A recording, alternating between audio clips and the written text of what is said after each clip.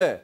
자, 이렇게 각 의원들, 주로 이제 그 법사위에 있는 의원들이었잖아요. 법사위 의원들을 중심으로 해서. 하지만 다른 의원들에 대해서도 다 개별적으로 이 사람의 장점이 뭐고 약점이 뭐고 이 사람이 필요한 게 뭐고 우리가 해줄 수 있는 게 뭐고 이런 식으로 다 정리를 한 내용들이 이번에 공개가 됐는데 의원들 개개인뿐만이 아니라 각 대상, 예를 들면 청와대는 어떻게, 언론은 어떻게 이런 전략도 또 다 짜놨죠. 예. 그러니까 법안 사항이기 때문에 국회가 가장 중요하긴 하겠습니다만 네. 그래도 정부기구를 뭐 바꾼다라고 하면 가장 크게 청와대가 이제 관련을 있는데요. 그렇죠. 여기서 이제 이분들이 고민했던 건 청와대를 설득 대상으로 삼지 말고 이 사람들이 입법 주체가 되도록 우리가 어떻게 끌어들일 것인가라고 하는 전략을 좀 개발해 보자라고 이제 고민을 했다고 하는데 청와대가 앞장서게 해라. 예. 근데 이후에 또 이제 문건들을 보면 청와대에서는 어쨌든 인사권과 관련해서 대법원이 다 가져가는 것은 좀 문제일 것 같다라고 하는 고민을 하니까 그러면 인사권은 청와대가 좀 넘겨가는 게 어떠냐라고 하는 논의도 있었다고 하고요.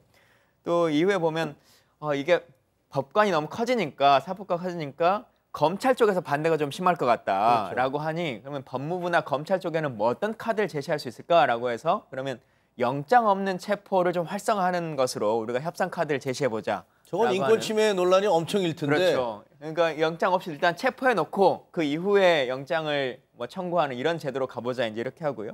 또 가장 문제가 되는 것 중에 하나가 지금 언론을 상대로 해서 대응 전략을 짜보자. 네. 그래서 주요 언론사를 통해서 사설을 쓴다거나. 근데 이 사설도 정상적인 사설이 아니라 지금 대피를 사실상 해준 사설들이 막 나오고 있는 서울대 것이거든요. 총장의 경우 뭐 예. 그 이름으로 나갔지만 사실 본인이 쓴 게 아니었다. 그렇죠. 그 USB에 이미 그 문서 자체가 담겨 있는 것, 그리고 한 10억 가까운 광고비를 추가로 지출하면서 이런 일들을 하는 것. 그래서 이 자체가 여론을 완전히 그냥 정상적이지 않게 왜곡시키려고 했던 그런 의도까지 있는 것 같습니다. 거기다가 이제 변호사 단체들에서 반대하는 목소리들이 좀 있었어요. 네. 그러니까 사실 저는 그 당시에 상고법원을 찬성하는 쪽이었는데 네. 반대하는 변호사들도 있지 않겠습니까?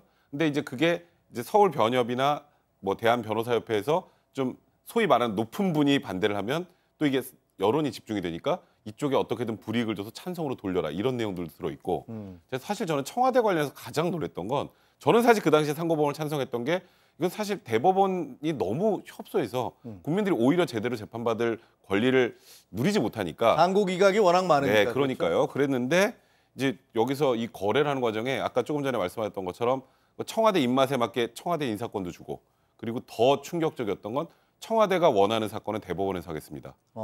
라는 것까지 있었어요. 그러다 보니까 이 상고법원이 처음에 그 당시에 나왔던 것처럼 국민들을 위한 게 아니라 결론적으로 법원 내부를 위한 게 아닌가라고 의심을 할 수밖에 없는 게 사실 가장 문제가 되는 게 원래 대법원까지 올라가지 못하면 옷을 벗어야 되잖아요. 예. 근데 옷을 안 벗어도 될 50자리 이상을 마련할 수 있으니까 상고법을 만들면 판사 결국 50분 이상을 거기다 그렇죠, 자리를 만들어 줄 그렇죠. 수 있다. 이제 그런 부분에다가 거기다가 또 더 나아가서는 법원을 약간 보수하려는 시도가 아니었느냐라는 얘기까지 지금 나오고 있는 상황입니다. 근데 백 변호사는 본인 이름도 거기 있다면서요? 네, 저도 있더라고요. 뭐라고 돼 있어요? 그러니까 거기에 이제 방송에 많이 나오는 변호사 패널들을 활용하자.